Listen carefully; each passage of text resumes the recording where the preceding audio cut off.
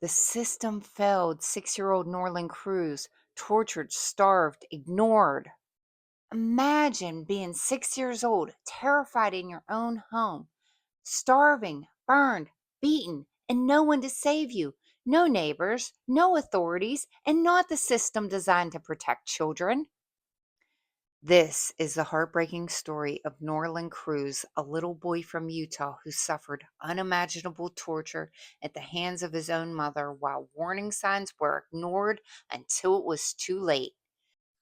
And what happened to Norlin raises a horrifying question. How many chances did the system have to save him?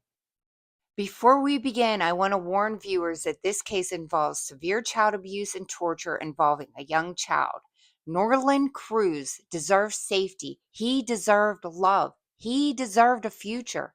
Instead, his short life became another devastating example of what happens when vulnerable children fall through the cracks of a broken system.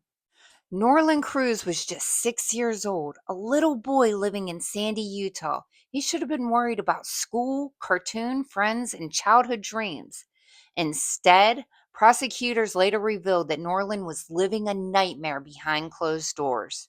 Authorities say his mother systematically tortured him over potty training struggles. Not only was he abused, she reportedly recorded the abuse on her phone. Think about that for a moment. This child was suffering so severely that the evidence of torture literally existed on the device while he continued to live in danger. In February of 2019, first responders arrived to find Norlin unresponsive.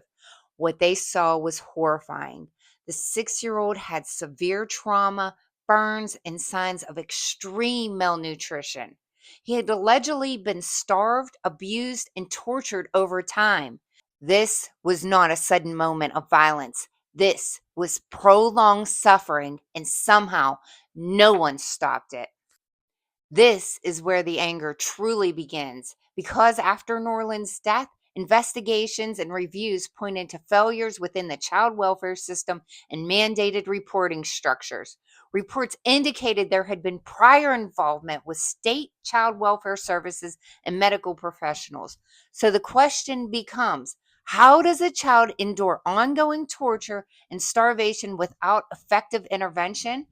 How were the warning signs missed? How did no one realize the severity of what this little boy was going through?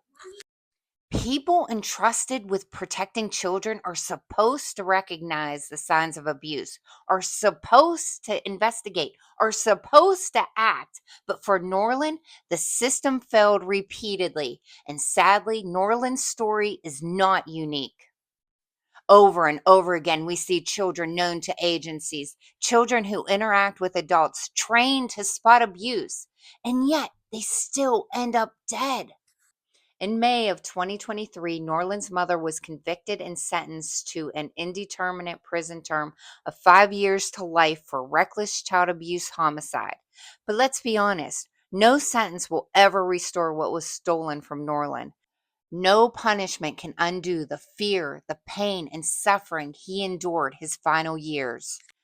After Norlin's death, public outrage pushed Utah officials and child welfare agencies to reevaluate their screening and intervention processes.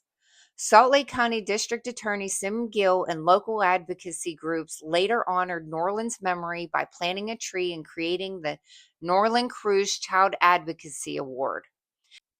And while those gestures matter, they also serve as a painful reminder that action came after a child died and not before. Norlin Cruz should still be here. A 6-year-old boy lost his life enduring unimaginable abuse while systems around him failed to protect him. Cases like this force us to ask the difficult questions. How many warning signs are enough? How many reports should it take? How many children have to die before real accountability exists?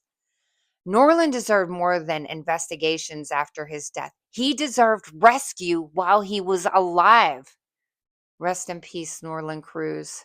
If you believe child protection services need stronger accountability, awareness, and intervention, share this video. Keeping these stories visible matter because children like Norlin deserve to be remembered. They deserve justice.